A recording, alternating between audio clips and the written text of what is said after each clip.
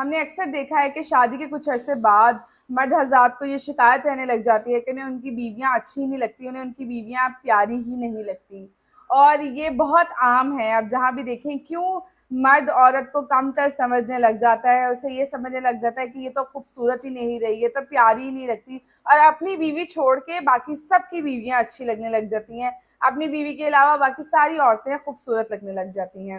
ایک شخص ایک تجربہ کار انسان کے پاس آیا اور اس نے یہی سوال کیا کہ ایسا کیوں ہوتا ہے کہ شادی کے کچھ عرصے بعد جو بیوی ہے نا وہ خوبصورت ہی نہیں لگتی، اور لیکن باقی دوسروں کی بیویاں پیاری لگتی ہیں اس کے آگے، اور باقی عورتیں بھی پیاری لگ رہی ہوتی ہیں، لیکن اپنی بیوی کچھ خاص لگتی ہی نہیں ہے۔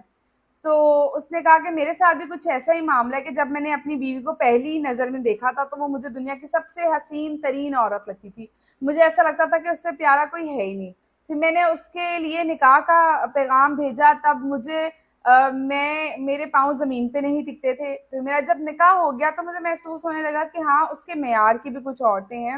مطلب اور بھی عورتیں خوبصورت ہیں۔ پھر جب میری شادی ہو گئی تو مجھے اندازہ ہوا کہ صرف وہی خوبصورت نہیں ہے، دنیا میں اور بھی بڑی عورتیں ہیں جن میں خوبصورتی ہے اور وہ پیاری لگتی ہیں۔ شادی کا کچھ عرصہ گزرنے کے بعد مجھے محسوس ہونے لگ گیا کہ میری بیوی تو پیاری ہی نہیں ہے، باقی عورتیں مجھے اس کے آگے بڑی پیاری لگنے لگ گئی ہیں۔ ایسا کیوں ہے؟ میں خود اس چیز سے بہت پریشان ہوں کہ مجھے کیوں اپنی بیوی اچھی نہیں لگتی۔ اس تجربہ کار انسان نے خاموشی سے اس کی بات سنی اور پھر کہا، میری بات سنو خدا کے بندے، تمہیں اپنی بیوی پیاری لگے گی بھی نہیں، تمہیں اگر جو گلی میں آوارہ کتے گھومتے ہیں نا، تمہیں وہ بھی بہتر لگیں گے اپنی بیوی کے آگے اب۔ تو وہ کہتا ہے کہ یہ آپ نے کیا بات کی ہے، کہ ایسا مطلب آپ کیوں کہہ رہے ہیں؟ تو اس نے کہا، میری بات سنو،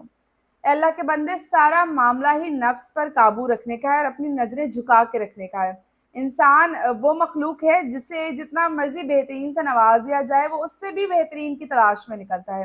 وہ اپنی خواہشات پر قابو ہی نہیں رکھتا ہے۔ تو سارا معاملہ تم بیوی کے معاملے میں تو تمہاری نظروں کا ہے، اگر تم نظر جھکا کے رکھو گے، اللہ کا شکر ادا کرو گے، اللہ نے جو تمہیں عطا کیا ہے، تو پھر تمہیں اپنی بیوی ہی پیاری لگے گی، وہی تمہیں دنیا کی سب سے پیاری عورت لگے گی۔ لیکن جب تم گھر میں، وہ کہتے ہیں نا، مرغی بھی گھر کی دال برابر لگتی ہے،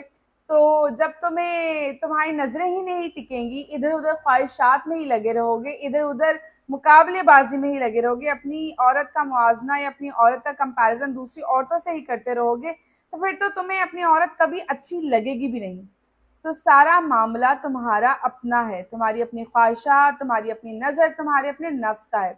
اس لیے اپنے نفس پہ قابو رکھو۔ اگر تم چاہتے ہو کہ تمہاری بیوی کے ساتھ تعلق بہتر رہے اور تمہیں اپنی ہی بیوی پیاری لگے، تو کوشش کیا کرو اپنی نظریں جھکا کر چلا کرو، اپنی خواہشات پر قابو رکھا کرو، اپنی بیوی جو تمہیں اللہ نے تمہارا ایک ہمسفر عطا کر دیا ہے نا، اس کے ہونے کے لیے اللہ کا شکر ادا کیا کرو، اس کے مستقبل کا سوچا کرو، اس کے ساتھ کا سوچا کرو، نہ کہ ادھر ادھر اپنی نگاہیں بھٹکاتے رہا کرو۔